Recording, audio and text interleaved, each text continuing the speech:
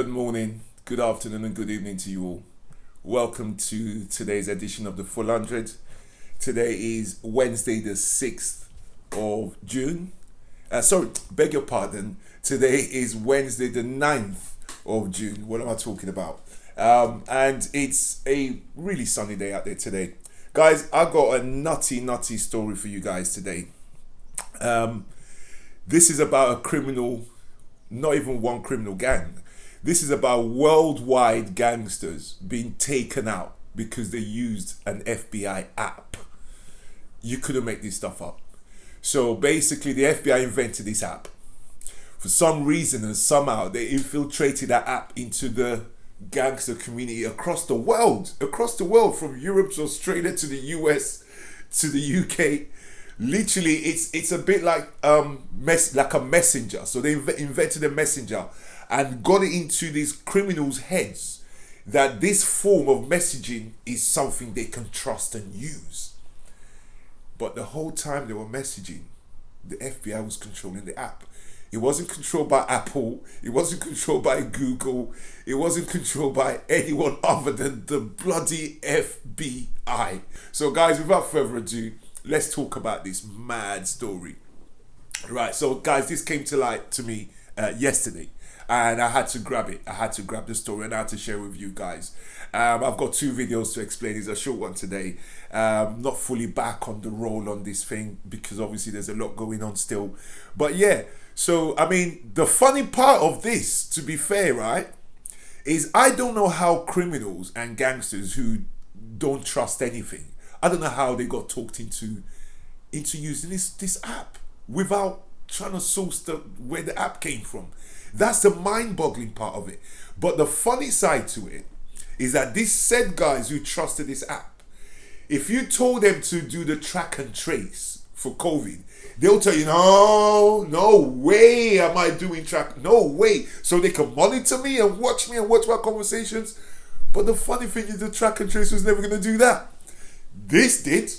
Take a look at these guys. A worldwide sting organised by the FBI has led to the arrests of hundreds of suspected members of organised crime.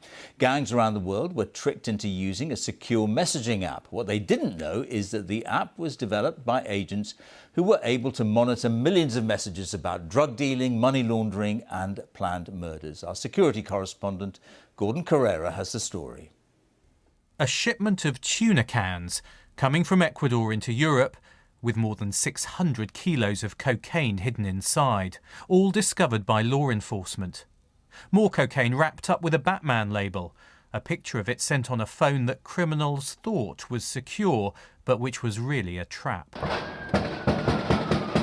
That trap was sprung today, as law enforcement around the world made their move with a wave of arrests against multiple organised crime groups. Welcome back, guys. Mad, innit? I got a second video just so you guys get a scope of how far and wide this went. Sweden stopped up to 10 murders. Australia, they stopped a machine gunning of some... I mean, these guys got so free on talking on this app. They totally trusted it. I got to take my hat off to the FBI and who managed to work this into that community of criminals and gangsters.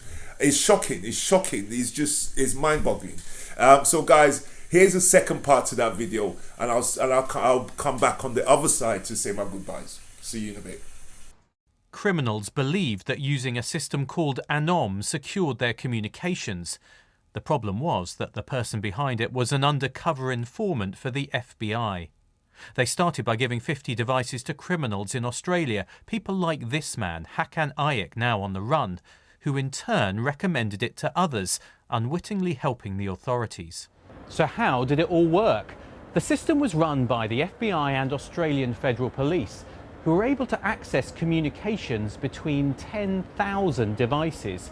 20 million messages were intercepted from more than 90 countries. Details about drug deals, money laundering and planned murders were accessed. It was effectively a wiretap on the criminal underworld around the globe. The biggest users of the device were in Germany, Spain, the Netherlands, Serbia and Australia. There are some investigations in the UK, although the device was not widely used here. The amount of intelligence that we received was staggering. From seizing drugs, guns, and millions of dollars in multiple currencies, to addressing more than 150 threats to life. In Australia, there have been more than 200 arrests. Police say the information even helped thwart a machine gun attack in a cafe. And in Europe today, there was more evidence of the operation's success. For 9 months, we have been receiving intelligence to build criminal cases. And we have also had information that has helped us to prevent more than 10 planned murders within Sweden. Welcome back, guys. Crazy, right? There wasn't a lot of activity in the UK. You know what I reckon? I reckon if they let it run for another 6 months, it would have kept spreading, because these things are like word of mouth, innit? You hear one crew of people talking about, oh yeah, trust that app, trust this app, and trust that app, and it just rolls on like that. But there wasn't a lot of activity on that app in the UK. Lucky for those in the UK who are mixed up in that circle. But guys, it's just so shocking. I thought I'd bring that to you guys today. Be careful who you trust and who you claim not to trust. These guys would never have given their phone number for track and trace, but they're happy to use an app that they don't know who invented the app. Yeah, and talk about murders and drug smuggling and all sorts of stuff. Guys, be careful who you trust. Listen, enjoy the rest of the week. I'll see you all on Friday. Remember to hit subscribe when you're done watching, and I'll see you all soon. Bye-bye.